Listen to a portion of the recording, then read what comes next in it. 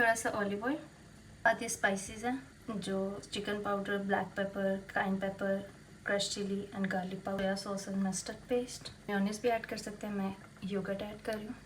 Little bit of lemon juice, chilli sauce optional है, and sriracha. Mix everything together.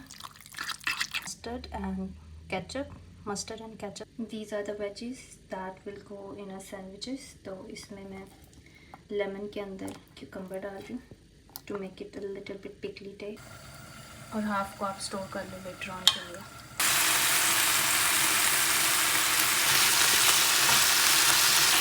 फिर मैं onion and capsicum डाल दूँगी।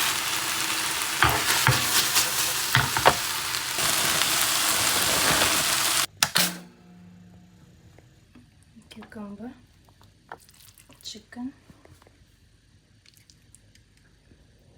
and now other slice.